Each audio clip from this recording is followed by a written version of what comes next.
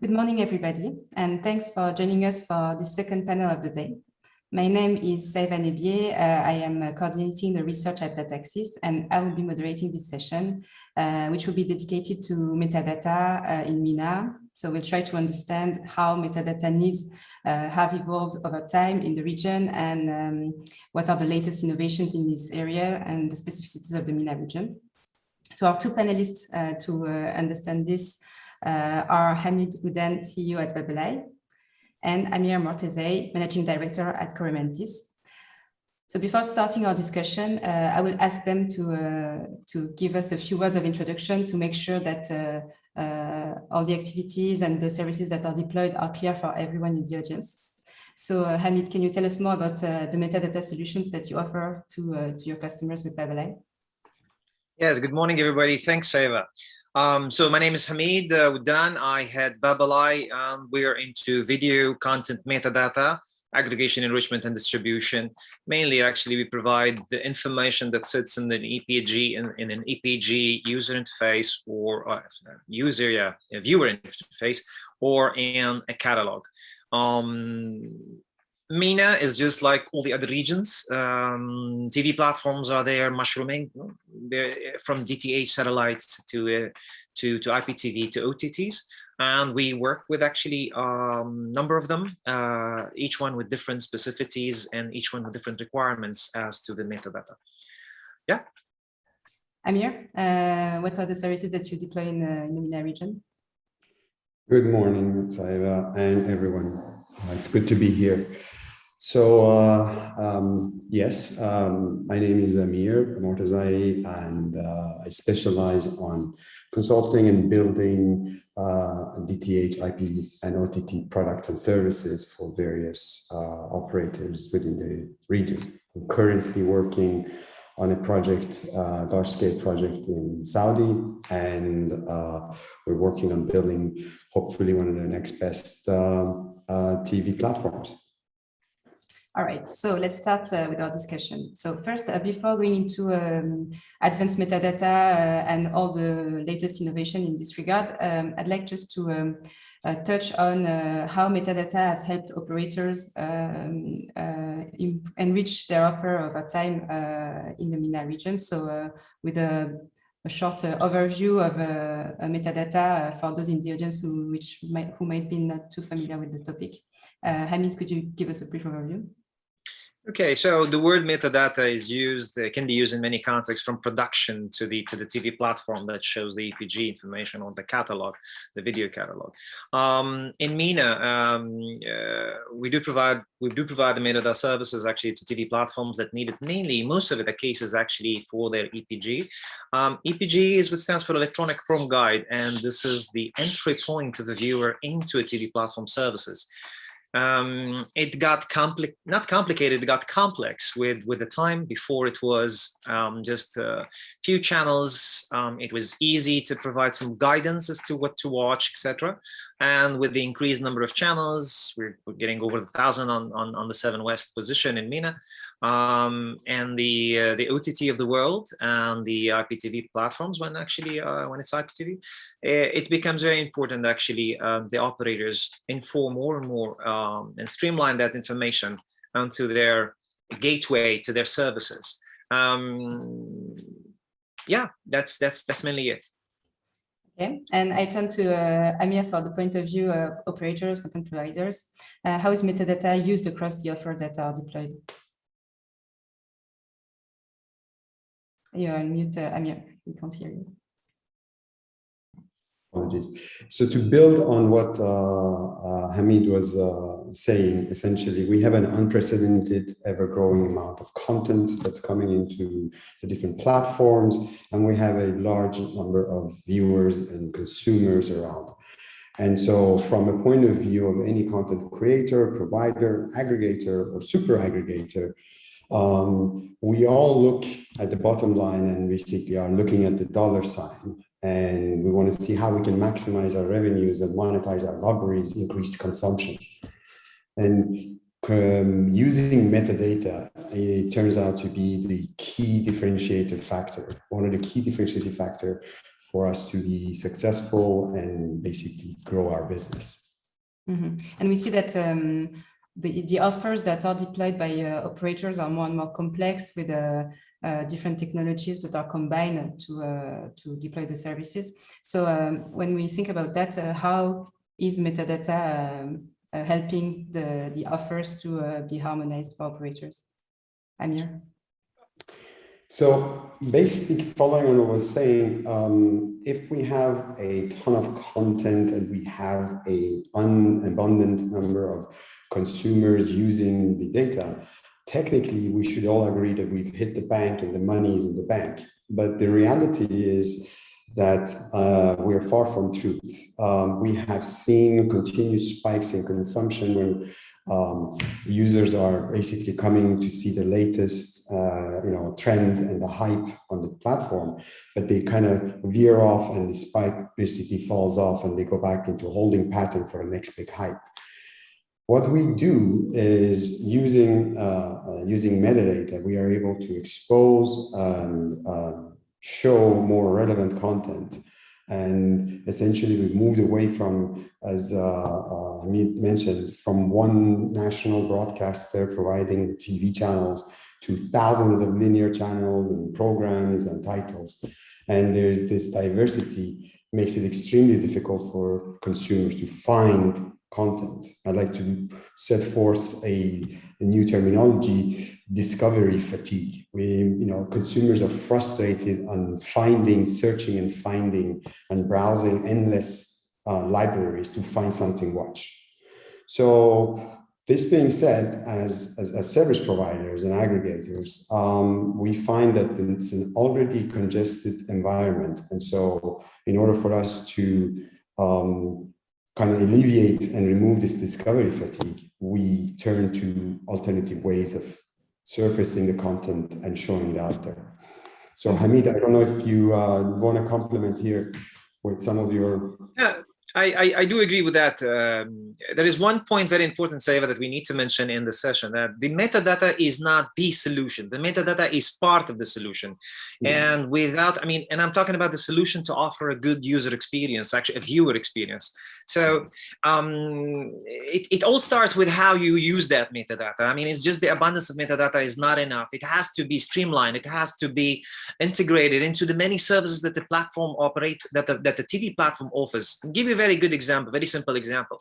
The catch-up services actually of the world, they need good metadata behind. They need actually reliable, accurate metadata to be able to cache that content and to put it available for a week backward or 2 weeks backward, depends on the TV platform requirements. Another thing we're probably going to touch at some point is actually recommendation engines. If they don't have good metadata to work with, they can't actually recommend things. So if a TV platform wants to offer these things and streamline them across the catch-up service, across their vote catalog, across their linear offering, across their even giving a good framework for their engine, for the recommendation engine, for the content discovery, you need metadata for that. And the other good point, and this is about the user experience, this is about the viewer experience. It's the way you use that metadata. It's the way you display that metadata. And if you want, I can even mention something in the Middle East, in the 7 West position, for example, on MENA, everybody would say EPG is there. Nobody needs any companies actually to provide metadata. There is EPG provided by the channels themselves. But the thing is, the experience is very not homogeneous. Homogeneous in the sense that it's a bit fragmented. Someone using it in a way, someone using it in a different way. The richness level is different, let alone when it's not available. So if you're a platform and you want to offer 200, 300 linear channels of a certain position, you cannot rely on what's available on the satellite. And as we're probably going to be saying, the MENA is predominantly satellite consumption based or oriented. I'll stop here. The definition is clear, and so we see that operators rely more and more on metadata to deploy their advanced services, enhanced services with a lot of technology improvements. So when it comes to metadata and EPGs, what are the innovations that were observed in this area? What is an advanced EPG? I'll take this. So these days, AI is the key, is probably the catchword. I mean, so artificial intelligence is getting into the metadata field as well. You have companies that offer even video recognition, so they can sort of fragment the video and tell you, gives you more inputs about the video, and that helps the EPG, linear EPG, that helps the metadata that is being used on the user interface, on the viewer interface, right? So AI has a big role in that. You have all the, of course, we're already familiar with the catch-up services. So a viewer, me as a viewer, I would expect that whatever TV platforms I'm going to subscribe to would have a good, reliable catch-up service. Even the channel, even the D2C world now is going catch-up as well, and it's probably one of the main products of in MENA, of the broadcasters, actually, of the content owners, of the content producers. Added innovation. It's not an innovation; it's just an evolution. The usage of images. So, DVB, when it started in the 90s, because let's say it in MENA, most of the satellite-based transmission is based on DVB standard, right? And DVB standard has a chapter, a section that talks about the EPG information and how to put it. So it's a standard. It's easily implementable. All the technology providers have it. They can offer it. But the thing is, DVB was born, I mean, this description of how to use the EPG in a DVB environment was born in the 90s. Nowadays, in a connected world, it's easier to transmit bigger files, hence images, right? So the trend is that most of the operators, most of the TV platforms are implementing their guides based on images. And they say an image talks way more than few words. So yes, this is something actually that we're seeing more and more. It's very colorful in the sense that every TV platform has a requirement as to the resolution, to the size, and to the way they use those images. But this is definitely one trend actually that we saw. We have one client of ours, Eutelsat, had used it in one of the products they had that is powered by us. And it's a marketing tool, and they built up on the fact that it's mainly images guided or images powered. Mm-hmm. So yes, so that's also one of the trends that we're seeing. And Amir, is it also what you observe that images have become unavoidable for content providers? Yes, absolutely. So to build on what Hamid was just mentioning, a good user experience removes all the obstacles, enjoying content and immerses the users. It's a fundamental rule for a good experience to reduce and only show what is a must. But therein lies a bit of a problem, because when we have thousands of hours and thousands of assets that we need to basically show, how do we basically display this and give access to this to our users? And as Hamid mentioned, you know, an image is worth 1,000 words. So obviously, then the natural inclination is that, okay, let's plaster 1,000 different pictures and images on a user display and on a TV screen, and that should solve our problem. But contrary to that, things get even worse at that point in time. It might be cool for the first 10 minutes. The users might like it the first few days. It's going to be nice. But very quickly, we start seeing that people start again suffering from discovery fatigue. We are continuously limited with the number of assets that we can show on a TV canvas or a screen space. And we need to make sure that we don't overload the visual cortex of the users. And so this is where it becomes very, very critical and very important. So we come up with the next thing, which is we catalog, we structure genre, categories, and we basically categorize all of these things under the nomination of metadata. Now we have thousands of images, we have metadata, we have potentially removed all the unnecessary information from the user, and technically it means that the user, basically, we reduced all that content, removed all the pictures from the screen, and we end up with one search bar on the screen. And technically that should solve our problem. and we have the user has the power of searching with one button and basically get the content. This is where metadata basically starts building and enhancing the overall product by allowing us to essentially use that free space on the screen to display more content, more relevant content, bring up stagnating or old content that has been collecting dust. We've been licensing it, but we've not been able to monetize it. So now we have the possibility of monetizing content that was not discoverable by users. So user experience, discoverability, and metadata essentially allowing us to bring this up. We add intelligence by basically adding recommendation engines. We start understanding what's out there in terms of user behavior. How do they consume? How much they consume? How long they consume? What kind of relative type of content they are watching? So all the related type of content. And then again, it enhances our way of showing, displaying content, driving traffic through our platforms.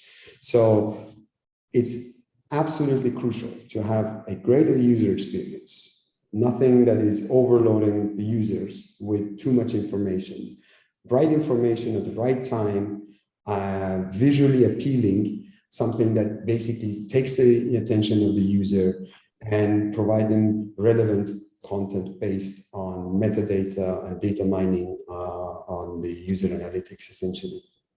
Okay, and if we focus 1 second on recommendation and discovery and how important it's become for operators with the amount of content that is now distributed by this type of actor.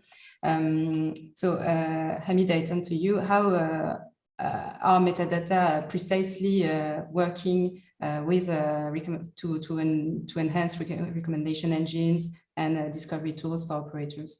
And how important are they today?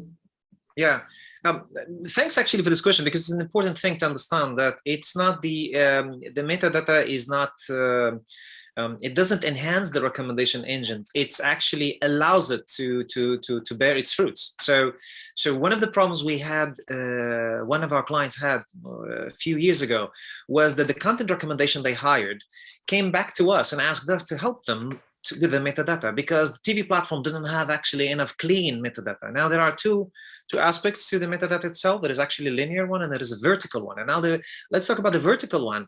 The richness level that a metadata is can present to enable a content discovery or a recommendation engine is very important actually to the recommendation engine itself.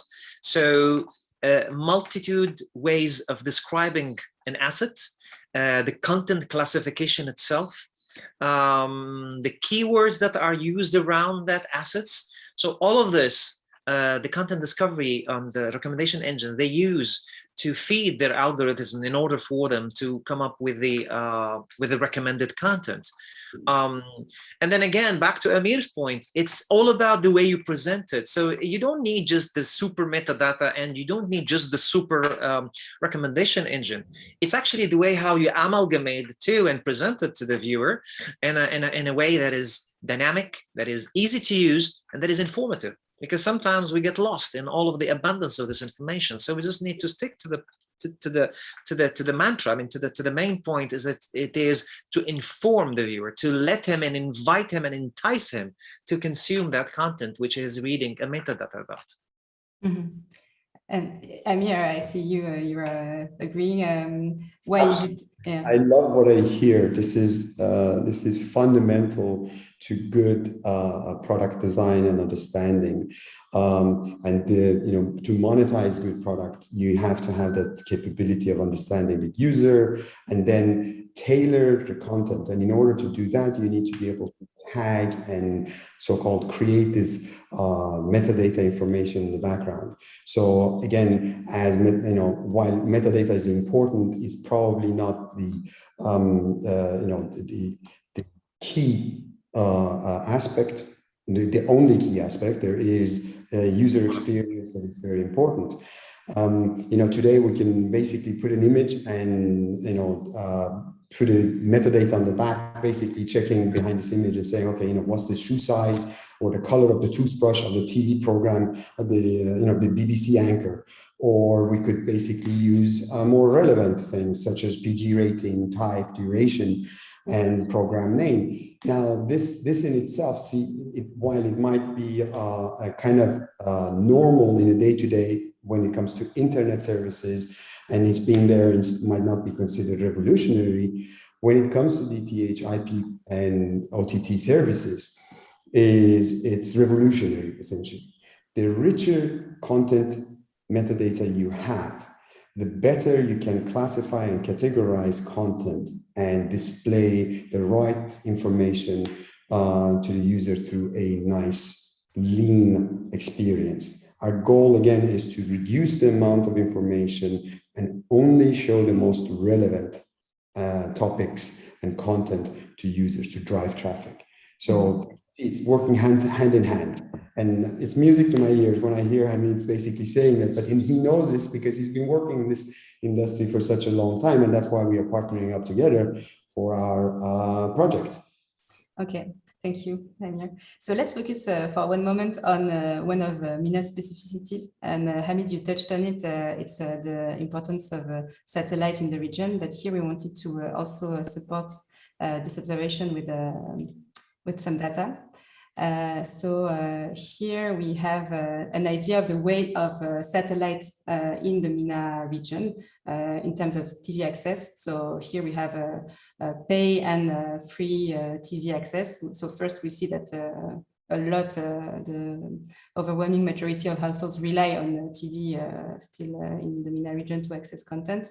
And in these households that rely on TV, the vast majority also relies on satellite. So, and primarily free-to-air satellite.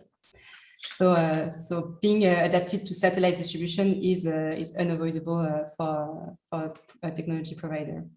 In this context, Hamid, how are EPGs adapted to satellites, and are there limits to the satellite distribution or to the adaptation to satellite? So there is no limit, actually.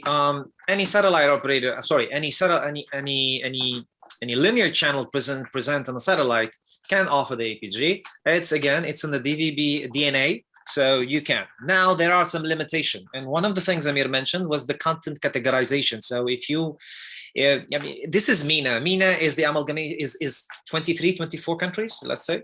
And it's multilingual. So you have an Arabic English block, you have an Arabic French block here, etc. So and all of them are big consumers on the FTA on the satellite.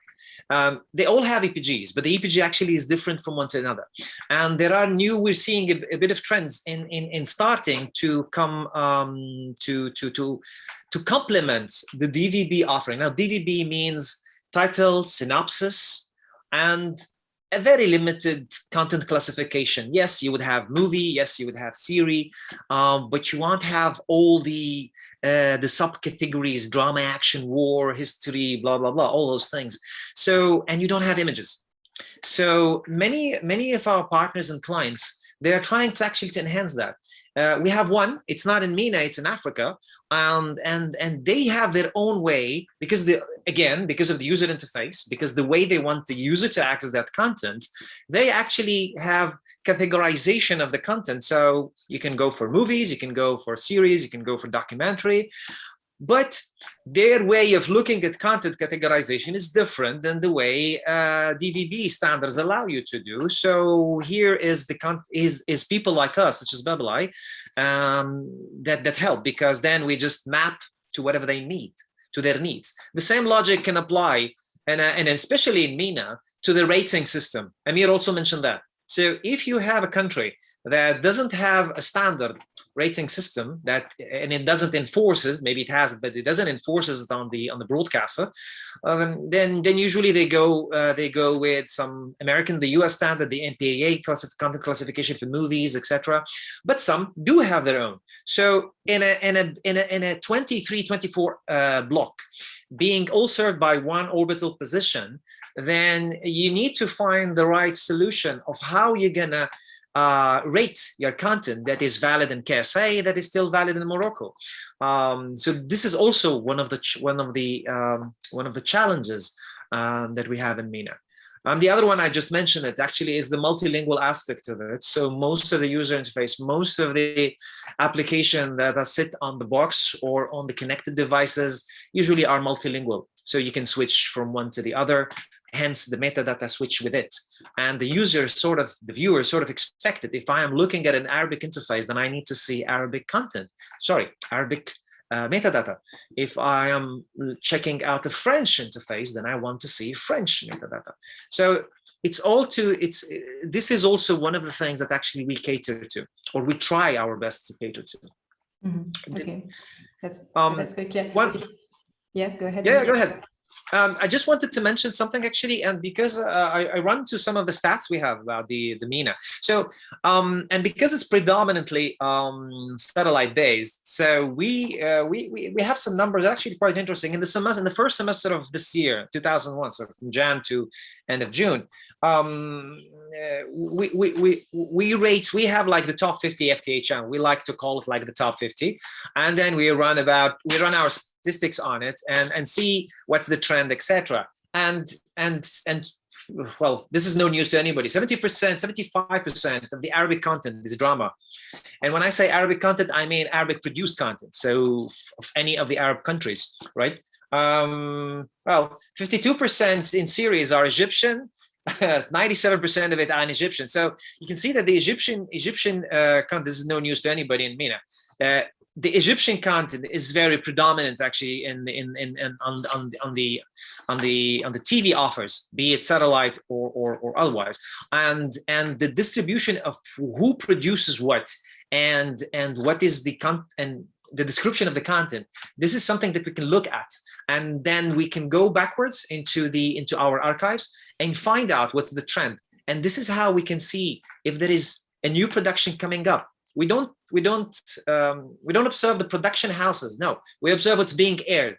So you might have bought 10 series from Mauritania, but you're not going to show them until 2 years from now. But right now we can check what's the content, how the content is classified, and we don't use it across the whole segment. We just choose I don't know, a number of channels, and in this case in MENA we have the top 50 FTA channels. So so metadata can also give value to archives. Yes, and that maybe leads to talking about advertisers, which I don't know if it's the right time to talk about advertisers, but yeah, go ahead. No, we can discuss how metadata are used in the discussion with advertisers today.